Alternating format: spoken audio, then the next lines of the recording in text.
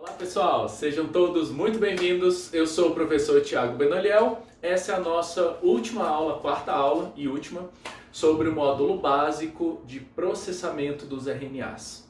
E na aula de hoje nós vamos falar sobre como as células processam, ou seja, como elas modificam os RNAs transportadores. Então, o tRNA, ele é com certeza um dos RNAs que mais recebem modificações ao longo do processo, né, de transcrição e depois para ser usado na tradução. Então, os tRNAs, relembrando um pouquinho, eles têm aquele papel de levar o aminoácido até o ribossomo. Então, quem é responsável por levar o aminoácido é o RNA transportador. Por que ele leva um aminoácido? Porque, gente, ribossomo, o papel é fazer proteína, né? Então, o que a gente está fazendo na transcrição, tradução, é proteína.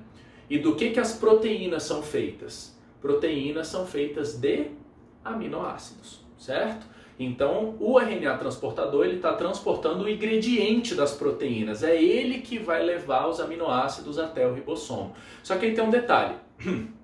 Nós temos no nosso corpo, assim como todos os seres vivos, 20 tipos de aminoácidos, certo? Então, 20 tipos são os aminoácidos que nós utilizamos nas nossas proteínas, tá? E aí tem um detalhe, né?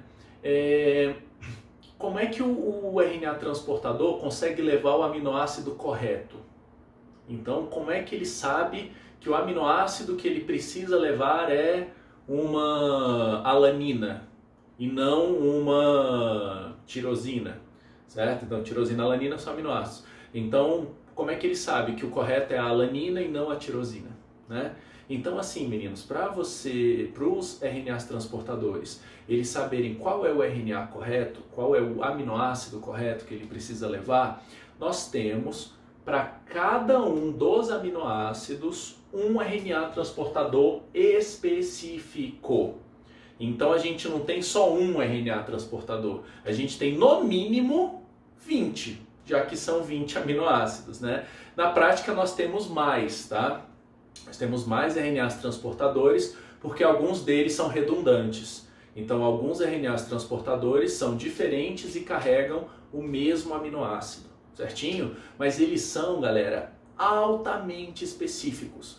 Então o aminoácido que está ligado naquele RNA transportador, que está sendo carregado por ele, é totalmente específico para aquele RNA.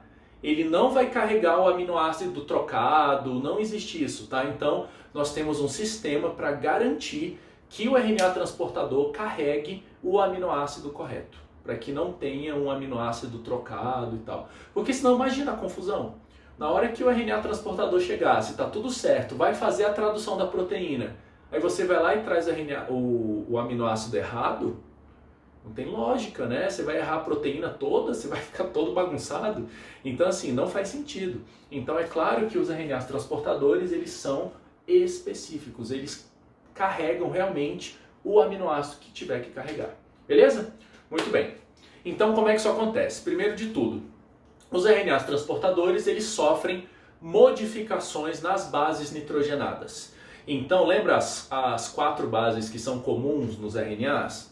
Adenina, guanina, citosina, uracila, né? Então, essas 4 são as bases nitrogenadas comuns no RNA.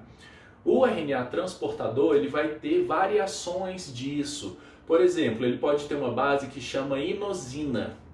Inosina, olha que diferente, né? A inosina nada mais é do que uma adenina que você fez uma modificação. Você tira ali um grupo de nitrogênio dela e aí ele vira a inosina, né? Então vejam, os RNAs transportadores podem ter diferentes bases nitrogenadas, tá? E aparece mesmo, quando você vai olhando a sequência deles, eles não têm apenas adenina, guanina, citosina e uracila. Eles podem apresentar essas diferentonas aí, essas modificações. Tranquilo? Então isso acaba sendo até uma dica para se um dia vocês forem fazer alguma prova, um concurso, alguma coisa, e lá tiver escrito que só existem 4 bases nitrogenadas no RNA. Não, tá? Existem mais, que na prática vão ser modificações dessas bases tradicionais, tá? Então elas acontecem sim, não são apenas 4, você pode ter outras diferentes, certinho? Mas é claro que aquelas 4 são as que mais vão aparecer, são as mais comuns mesmo, né? Muito bem, então você tem essas modificações químicas, tá, no RNA transportador e que vai fazer com que ele tenha bases diferentes aí do que é o convencional, né? E outro detalhe curioso dele é que normalmente ele faz arranjos tridimensionais, o RNA transportador ele dobra no espaço, ele acaba assumindo estruturas assim, olha que legal, né? Então estruturas tridimensionais, né? E aí ela fica dobrada, vocês estão vendo, ó, porque aqui você vai ter pontes de hidrogênio, né? Então nessas regiões a gente acaba pareando, né, o RNA, ele com ele mesmo, e aí acaba formando essas regiões assim dobradas, certinho? Por isso que ele tem estrutura tridimensional. Mas veja que é uma fita só, né?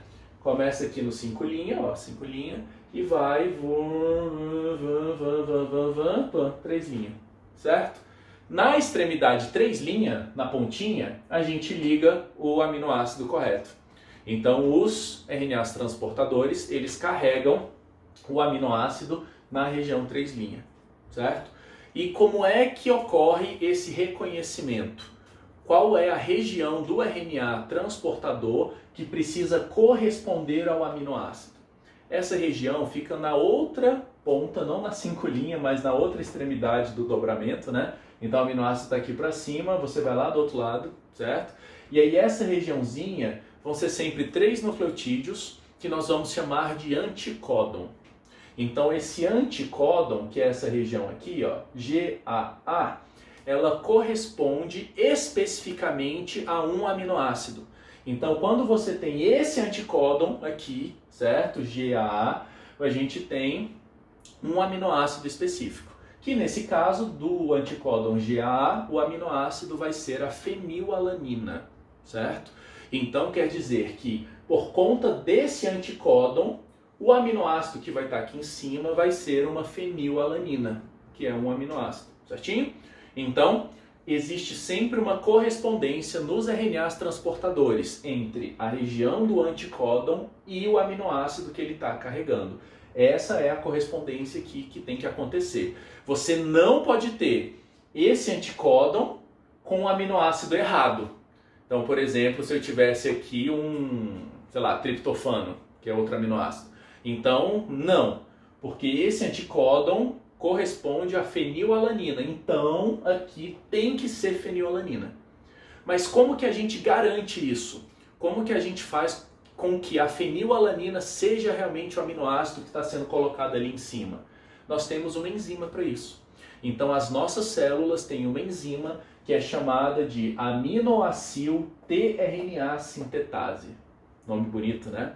Então, essa enzima, a aminoacil tRNA sintetase, ela é uma enzima muito importante para a gente. E o que ela faz é reconhecer o RNA transportador, reconhecer a região do anticódon, então ela reconhece o anticódon, certo? Se ela não reconhecer o anticódon, ela solta, ela não faz a reação.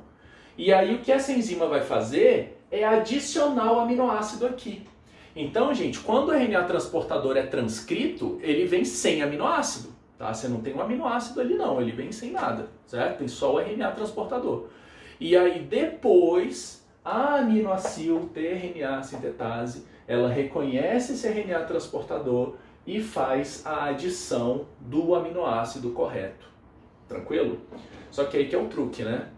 Para que isso seja 100%, para que isso dê certo mesmo, cada tipo de RNA transportador e cada tipo de aminoácido vai ter uma enzima específica, uma enzima própria. Então, no caso da fenilalanina, que seria esse daqui, né, para esse anticódon, nós temos uma enzima dessa que é a fenilalanina tRNA sintetase. Então, ela é específica para adicionar a fenilalanina. E ela só adiciona, só bota o aminoácido quando você tem o reconhecimento do anticódon. Tem que ter. Se você não reconhece o anticódon, a enzima não coloca o aminoácido, tá bom? Então essa enzima, gente, ela é muito fiel, ela não erra, tá? Ela realmente segue bem certinho essa relação entre anticódon e aminoácido.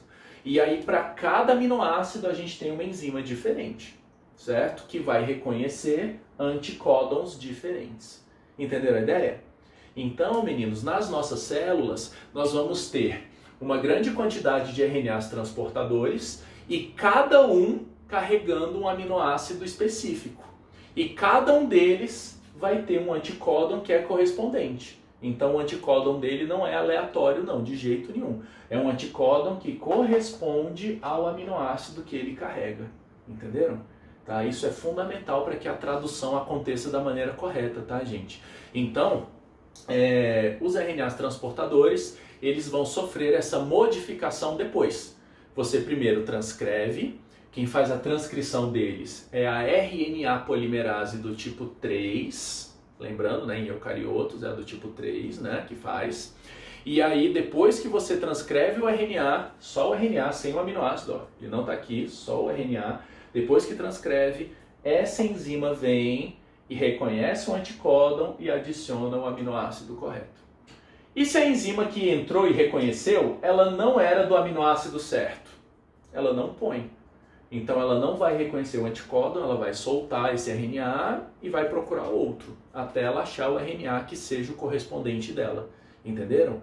Então para cada RNA transportador, você tem um aminoácido específico e uma enzima específica que faz essa colocação, né, que faz essa adição do aminoácido. Aí tudo bem, depois que está com o aminoácido montadinho, esse RNA transportador está pronto para ser utilizado durante a tradução, certinho? Então, essa é a modificação que acontece nos RNAs transportadores, tá, meninos? Então, só para a gente fechar essa história de processamento e sobre os tipos de RNAs, galera, então lembrem-se disso, tá? Cada tipo de RNA vai ter um tipo de processamento diferente. Então, o mensageiro sofre aquelas modificações, né? Capeamento 5' a cauda poli-A, né, no 3', e o splicing. O RNA ribossômico, ele é todo feito junto e depois você faz a separação, né, para poder montar. E os RNAs transportadores, eles são feitos só o RNA e depois é adicionado o aminoácido correspondente, certinho? E aí todos eles ficam prontos para o processo de tradução, beleza? Bom, em relação à quantidade, qual dos RNAs é o que a gente mais tem?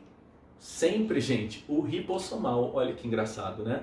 O RNA ribossomal, todo mundo acha que é um mensageiro, né? Você pensa em RNA, já vem na cabeça o mensageiro. Mas não, o RNA que nós mais produzimos é o RNA ribossomal. Dependendo da célula, claro, e da situação. Mas em algumas situações você chega a ter 80% de todo o RNA da sua célula sendo ribossomal. Então a gente produz bastante dele. E é justamente por isso que nós temos muitas cópias.